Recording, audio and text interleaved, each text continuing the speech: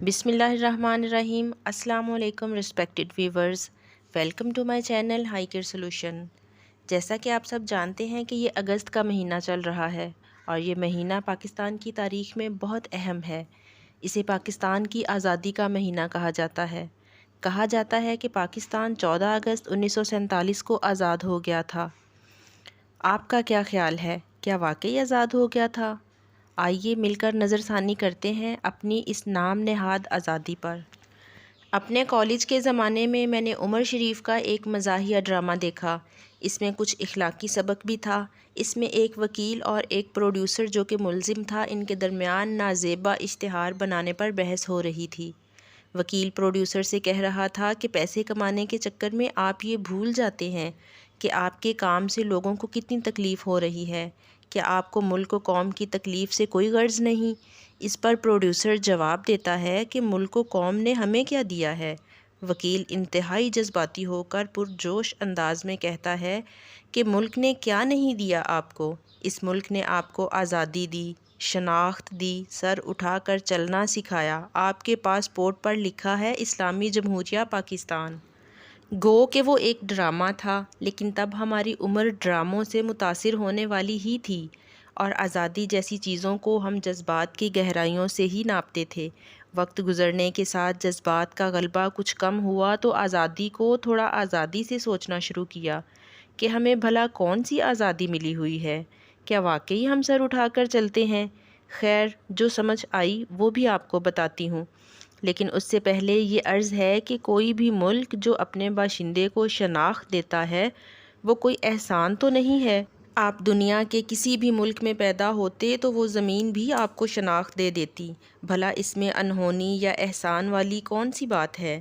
ہاں، البتہ یہ سوال ضرور اٹھتا ہے کہ جو شناخت آپ کو ملی ہے اس کی دنیا میں کتنی قدر ہے؟ جی، تو ہم بات کر رہے تھے آزادی کی۔ آزادی کی بات کریں تو ہم اس چیز کو نہیں بھول سکتے کہ ہر انسان دو طرح کی پابندیوں اور بندشوں میں قید ہے۔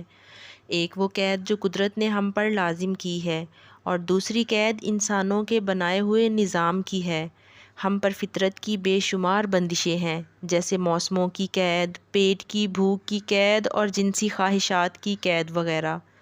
دوسری طرف فطرت کی ان پابندیوں میں آسانی کے لیے جب ہزاروں سال پہلے انسان نے کام شروع کیا تو طرح طرح کے نظام بنانے لگا۔ یوں فطری بندشوں سے آزادی ملی یا نہ ملی، لیکن انسان نے مزید کئی قید خانے بنا ڈالے، اور آج ہم نظریات کے قیدی، نسلی امتیاز کے قیدی، سرحدوں کے قیدی، زبانوں کے قیدی، مال و زر کے قیدی، خواہشات اور خوابوں کے قیدی بن کر رہ گئے ہیں۔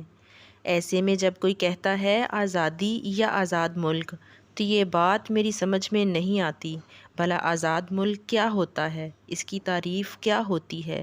مثلاً کسی ملک میں کیا کچھ ہو تو اسے آزاد کہیں گے۔ اگر حقیقی آزادی کے تناظر میں دیکھا جائے تو ملک نام ہی قید کا ہے۔ کیا ایسا نہیں ہے کہ ملک کے نام پر انسان نے زمین پر لکیریں کھینچ کر خود کو سرحدوں میں قید کر لیا ہے؟ حالانکہ کائنات اور دھرتی کا ایک ایک کونا ہر پیدا ہونے والے کے لیے ہے۔ ذرا سوچیں کہ جس زمین کے ٹکڑے پر کوئی حکمران ہو گیا تو پھر وہ زمین آزاد کیسے ہوئی؟ آپ نے بہت بار سن رکھا ہے کہ فرد سے ہی ملت اور ریاست کا وجود ہے، تو پھر آپ ہی بتائیے، اگر فرد آزاد نہ ہو تو ریاست کیسے آزاد ہو سکتی ہے؟ کیا یہ فرد پریشانیوں سے آزاد ہے؟ مثلاً دیکھنا یہ ہے کہ ایک عام انسان کو بنیادی ضروریات زندگی آسانی سے مل رہی ہیں، کیا وہ اس حوالے سے خوف اور خدشات کا شکار تو نہیں؟ کیا وہ روٹی، مکان، صحت اور تعلیم وغیرہ کی فکر میں قید تو نہیں؟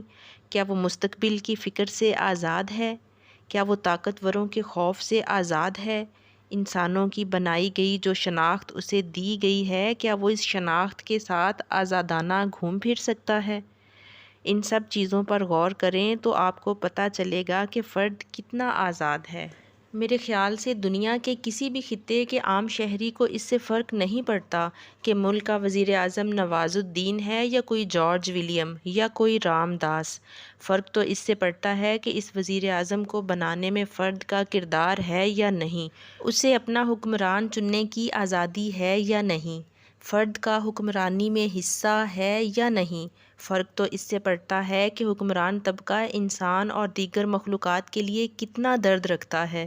فرق تو اس سے پڑتا ہے کہ حکمران خود کیسی زندگی گزارتا ہے اور شہریوں کو پریشانی سے کس حد تک آزاد کراتا ہے، طاقتوروں سے انہیں کتنا محفوظ رکھتا ہے، ان کے ٹیکس کا کیسے استعمال کرتا ہے۔ اس کی پریشانیاں جتنی کم ہوتی جائیں گی وہ اتنا ہی آزاد کہلائے گا، اور پھر انہی آزاد افراد کی ریاست کو ہم آزاد کہیں گے۔ پاکستان وہ آزاد ملک ہے جس کو لازوال قربانیوں کے بعد دوسرے ملکوں کی غلامی سے آزاد کرایا گیا تھا، مگر اب یہ حال ہے کہ اسی آزاد ملک کے لوگ روزگار اور تحفظ کے لیے واپس انہی ملکوں کا رخ کر رہے ہیں، اور یہ ہمارے لیے لمحہ فکریہ ہے۔ یہ وہ آزاد ملک ہے جس میں اقلیتوں کو تحفظ نہیں۔ ابھی 2 دن پہلے جڑانوالہ کا واقعہ آپ نے نیوز میں سنا ہوگا۔ عیسائی برادری کے گھروں اور عبادت گاہوں میں کیسے توڑ پھوڑ کی گئی ہے، حالانکہ ہمارے جھنڈے میں سفید رنگ ہمارے ملک کی اقلیتوں کا ترجمان ہے۔ ہمارے ملک کی آزادی کا یہ حال ہے کہ ہماری عوام تو کیا، ہمارے حکمران بھی بیرونی طاقتوں کے غلام ہیں، ان کے فیصلوں کے محتاج ہیں۔ مال و زر کی ہوس نے ان کو قیدی بنا رکھا ہے۔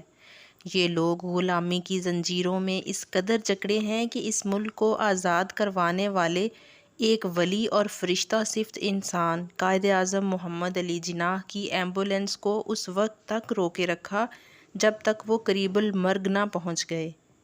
یہ وہ ملک ہے کہ جہاں کوئی فرد اپنی رائے پیش کرنے کا حق نہیں رکھتا، کوئی فرد اپنا پوائنٹ آف ویو دینے میں آزاد نہیں، یہاں تک کہ ادارے آزاد نہیں، اور تو اور ہماری عدلیہ تک آزاد نہیں۔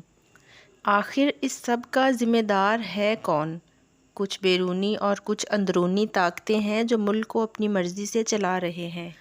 اب میرا آپ سے یہ سوال ہے کہ آپ کی اس اسلامی ریاست میں کیا کوئی غریب اپنے ساتھ ہونے والی ناانصافی اور ظلم کے خلاف آواز اٹھا سکتا ہے؟ کیا کسی کو اپنا حق مانگنے کا اختیار ہے؟ اگر نہیں تو پھر سن لیجئے، یہ آزادی صرف بولنے اور لکھنے کی حد تک ہے۔